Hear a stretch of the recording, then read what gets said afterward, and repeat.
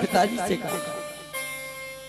पहला जी कहते पिताजी मुझे मत मारो। आज मार मार करके पिताजी ने फिर पहला जी को गुरुकुल में भेज दिया।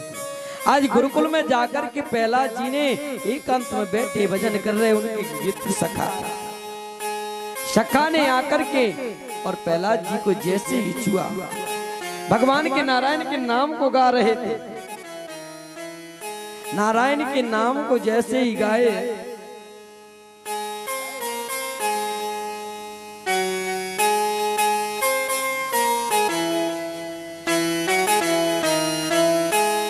जैसे ही देखा, आज पहला जी फिर भजन करने लगे। उन्होंने कहा भैया मित्र आप ये क्या करते हो, किसके नाम को जपते हो? मित्रों ने कहा हम तो मेरे नारायण के नाम को जपता हूं।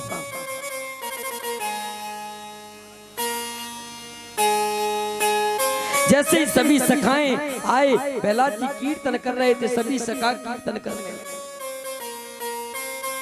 इधर जैसे ही जोर जोर से पहला जी ने मृदंग बजाए और ताली बजा बजा करके जैसे ही आनंद लेते हुए कीर्तन कर रहे थे, नारायण के नाम को गा रहे थे, नारायण नारायण नारायण, उसी की ध्वनि धीरे धीरे गुरुजी के कान में पहुंची। गुरुजी ने सोचा यदि पहला जी को कीर्तन करते हुए और राजा ने देख लिया ना हिरण्यकश्यप ने, तो हमारी पता नहीं मृत्यु भी हो सकती है, हमारे जी के लिए कलेश हो जाएगा। आज पहला जी को जैसे पास में दौड़ करके गुरुजी आए, बहुत आनंद आ रहा था, वैसे ही गुरुजी ने प्रहलाद जी को छुआ और छूते ही ऐसा करंट लगा कि प्रहलाद जी खुद, आज गुरुजी जैसे प्रहलाद जी को छू करके और तुरंत वो भी नारायण के नाम को गाने लगे कि हे दुर्विन्य महिंतमाना कुल भेदेन कलाधाम स्वस्था मदंतिनो पेन दूता नेप्यादिवादम यम यक्षवम।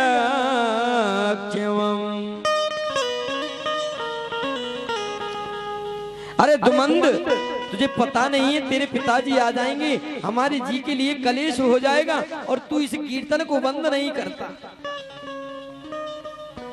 पहला जी ने कहा गुरुजी आप इतना क्यों परेशान होते, नारायण के नाम को गा करके देखो।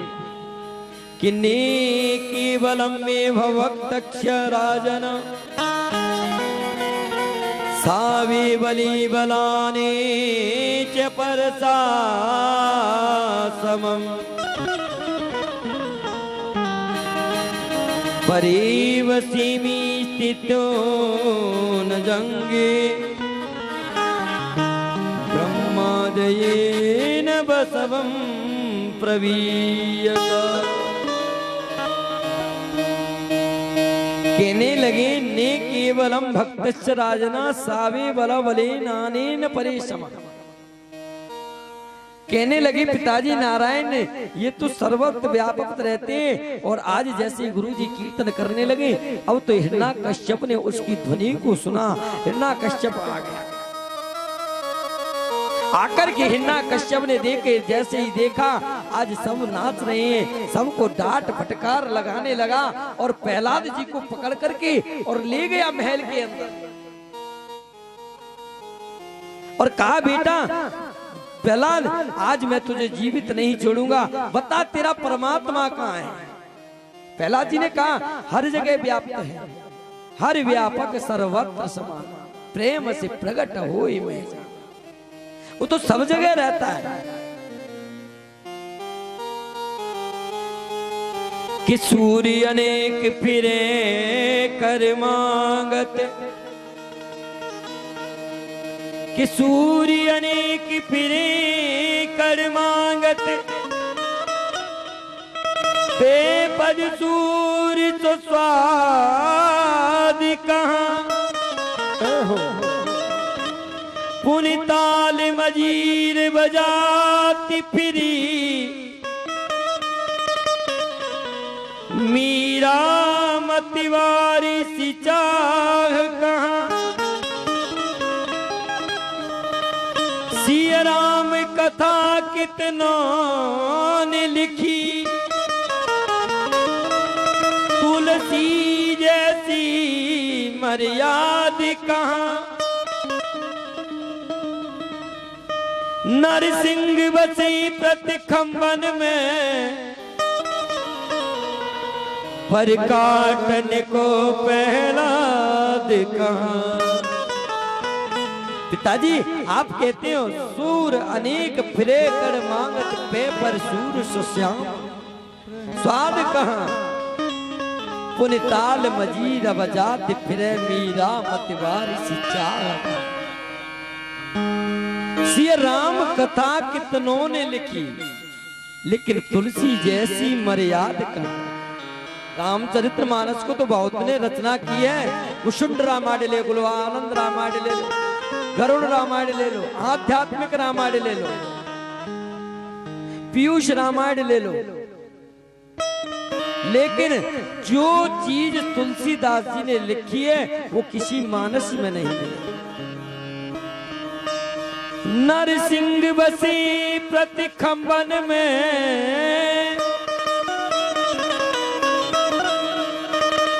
पर काटन को पहला कहाँ, पर काटन को पहला कहाँ।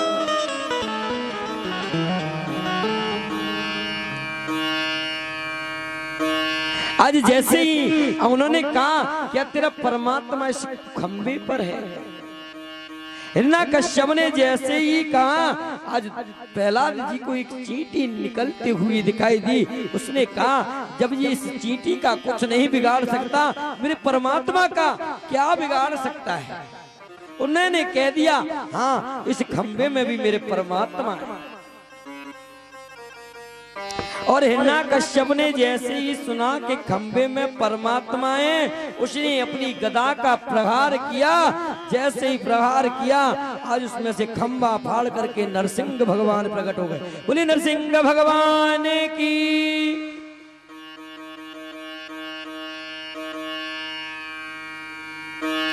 आज नरसिंह भगवान खंबा फाड़ करके प्रकट होकर के आए। इतनी जोर से शब्द करते भगवान नरसिंह हुंकार देते हैं, जिनकी बड़ी बड़ी दाढ़ी, बड़ी बड़ी मूंछें, लंबे लंबे दांत।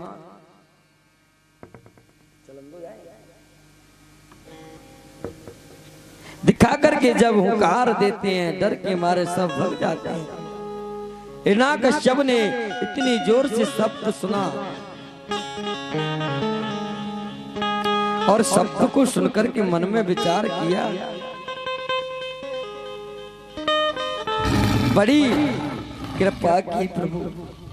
ऐसे विकराल रूप को देख करके और भयभीत तो हो गया कि सत्या विधातु निज व्रत भासित व्याप्ति च भूति किल गोपिचात्मनः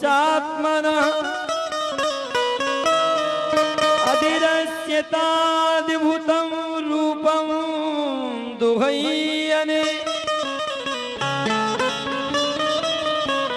सभानां मृगया मनुषानसायम्। कैसा रूप है, सत्यम विदेश निज धृत्य भासिताया व्याप्तम च भूति खिल चात्मन। इस परमात्मा के अद्भुत नन्हे से बालक के बात को मान करके आज प्रभु रक्षा करने के लिए आए। प्रहलाद जी भगवान आज प्रकट होकर के आए। ऐसा रूप है, आधा शरीर मनुष्य का है, आधा पशु का है। आज जैसे ही समय आया और समय आने पर मेरे नरसिंह प्रभु ने हिरण्यकश्यप को लिया और लेकर के अपनी जंगा पर सुला करके और बीच देहरी पर बैठे और हिरण्यकश्यप से कहा, देख हिरण्यकश्यप अब हम तुम्हें मारेंगे। उन्होंने कि मारोगे कैसे?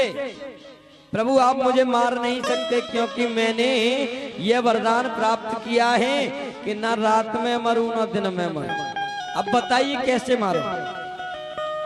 भगवान हिन्ना नरसिंह भगवान ने कहा देख भले आदमी ये तो देख ले, अब रात है कि दिन। उसने देखा और कहा ना तो रात है ना दिन, दोनों वक्त मिल रहे थे। उन्होंने कहा तो फिर भी आप मुझे नहीं मार सकते, मैंने दूसरा वरदान ये मांगा था, ना मैं घर में अंदर मरूं ना बाहर मरूं।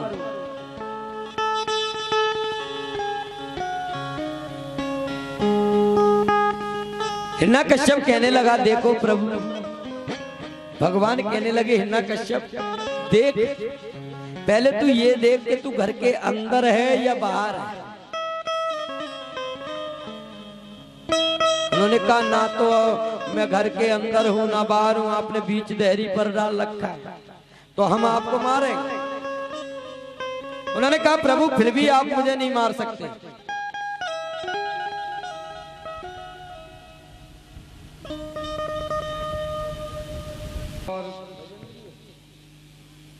नाम पहले भाई जो भी हुआ करे वो सूचना एकदम पहले दे दिया।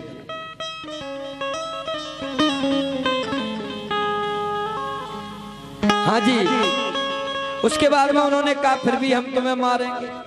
उन्होंने कहा फिर भी आप मुझे नहीं मार सकते, क्योंकि मैंने एक ब्रह्मा जी से वरदान प्राप्त किया था कि आपके बनाए हुए इस पृथ्वी पर और स्वर्ग में किसी भी मनुष्य से ना मरूं, किसी भी जीव से ना मरूं। उन्होंने कहा तो पहले भले आदमी ये देख हम कौन है कौन नहीं। उन्होंने कहा आपको पता नहीं, आप तो महाराज मनुष्य भी नहीं लगते, जीव जंतु भी नहीं लगते, तो फिर हम आपको मारे। उन्होंने कहा मैंने एक चौथा वरदान प्राप्त किया है कि संसार में किसी के अस्त्र से ना शस्त्र से मरो। अब बताइए कैसे। उन्होंने कहा देखो भले आदमी ना तो हमें तुम्हें तलवार से मारे, ना अस्त्र से मारे, ना शस्त्र से मारे, हम तो अपने बड़े बड़े नाखूनों से मारे। और आज जैसे ही समय आया, समय आते ही आज भगवान नरसिंह ने अपने नाखूनों को लेकर के दोनों हाथों से हिरण्यकश्यप के पीठ पे लगा करके चीड़ दिया और उसकी अतनियों को निकाल करके अपने गले में बोले हिरण्यकश्यप मर्दन भगवान की। हिरण्यकश्यप का जयकारा लगाने की तो उनकी क्षमता ही नहीं है, उनसे कहना भी बेकार है, क्योंकि उनको बार बार कहने में मैं भी बेशरम हूं और वो शर्मदार है, इसलिए कहना ही बंद कर दो ऐसे।